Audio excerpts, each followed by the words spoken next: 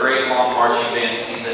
We're going to run through just a few of our warm-ups and things that we do pretty much every day musically, and I'll tell you a little bit about what this is and why we do it and what the purpose is. Just kind of give you a peek behind the curtain, if you will, at what goes on a daily basis during marching band. After we're done with that, we'll play through most of our show music so you can get an idea of what's coming.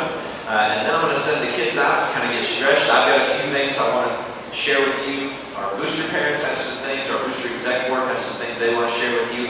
And then we'll all head outside to see some marching and do some other fun stuff out there. So welcome. So glad you're here. Thanks for taking a Friday night to come check out what these kids have done. And here we go.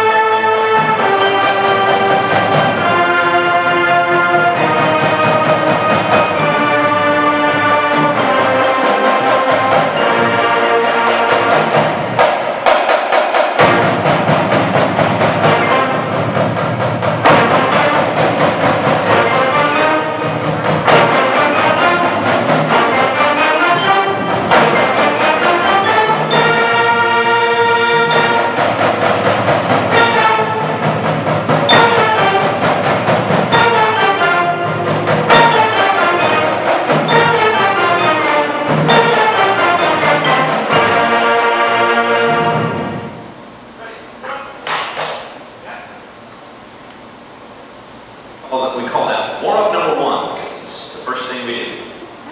We're really creative like that. And that's just a B-flat scale. Play it through and hold those twice, and then we call the punches there at the end. Just a good first thing to do to get some air going through their horns, get their lips woken up in the morning at 7 a.m., get their brains going a little bit, get their feet moving just a little bit. Just a nice, good first warm-up for us. The next one we're going to do is called Maximum Strength. This one's been around in Lebanon for a long time. It's a little bit more technical, gets the woodwind fingers moving, gets the brass doing some lip slurs, and just gives us a chance to even push a little bit further with our warm-up. So this is Maximum Strength.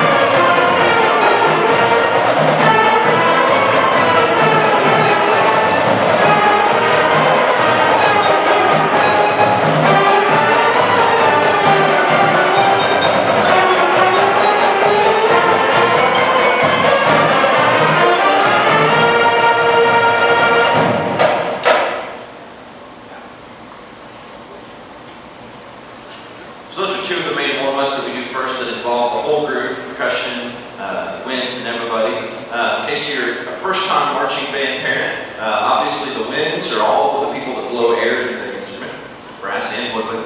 We have our battery percussion in the back, battery wave high. Snare drums, tenor drums, bass drums all working together as one unit. And then we have our front ensemble up here, mostly mallet percussion. Wesley over here on an impact cart. We're missing a few of our front ensemble gentlemen tonight who also play football. They're down at Branson at the football jamboree, so normally we have a couple more folks up here and some other things going on. But they're off getting a good kickoff to the football season tonight. The next warm-up that we do is just for the wind players. It's a chance for us to work on tone and pitch and lots of great things for the wind players. We start off with what's called a Remington.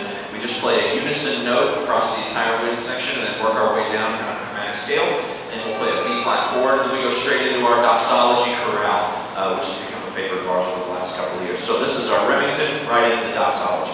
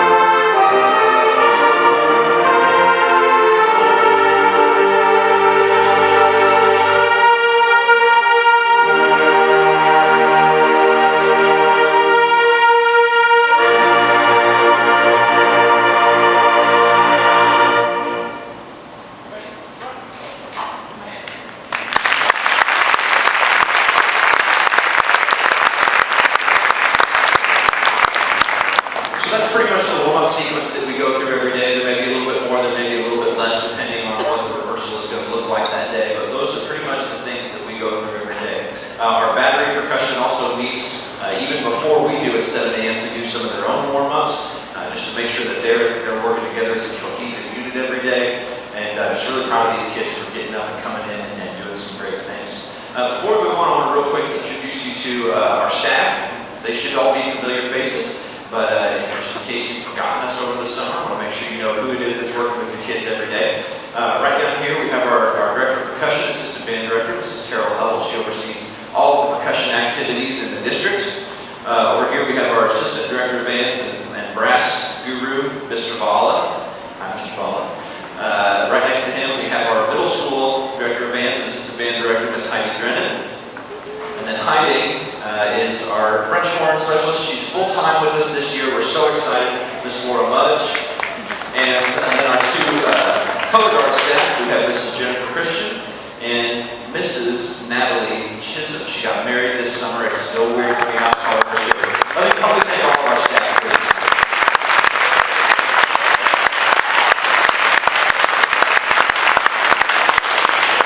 Also this summer during our week of band camp and percussion camp the week before that, we brought in lots of helpers. Some of them are friends, some of them are former students, some of them are former student teachers, and each section had at least one person who spent that week with them, giving them individual instruction both on the marching and on their music in the afternoons.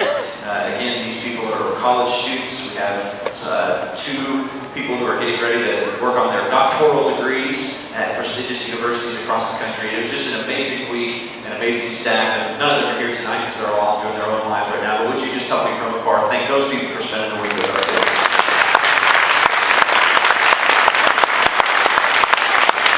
We're truly blessed that those people get up a week in the summer. We pay them, but it's not nearly enough, and we're just so thankful for them for giving up their time for these kids. We're going to go ahead and go into some of our show music. Our show this year is entitled Encore, in case you couldn't tell by all the shirts staring at you. It's basically just a collection of classic band and orchestra and opera, classic music that we felt was really going to challenge these kids, give them some good substance, some melodies, and just great music that we wanted to expose them to. So whereas in the past, our shows have been centered around sort of an idea, games, sweet emotions, things like that. This year it's just centered around let's play great music, and then we titled it Encore, which hopefully people will want from us after we play all this great music. So the show's in 4 parts. The first is entitled Chorale and Shaker Dance, which is a classic piece of band literature. The second is Nessun Dorma, which is a very famous tenor opera. You've probably heard Luciano Pavarotti sing it over the years.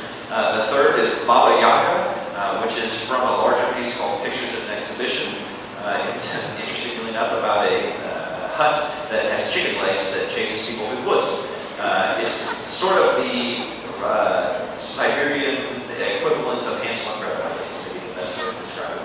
And then the last piece is called Russian Christmas music, which is not Russian and has nothing to do with Christmas. But it's, again, a very, very famous, well-known piece of band music that we're very excited to get to work on. We're going to play the first 3 for you tonight: Chorale and Shaker Dance, Nessun Dorma, and Baba Yaga. We're going to save Russian Christmas music to reveal at a later date. The first 2 you're going to hear without what we use a lot, our metronome.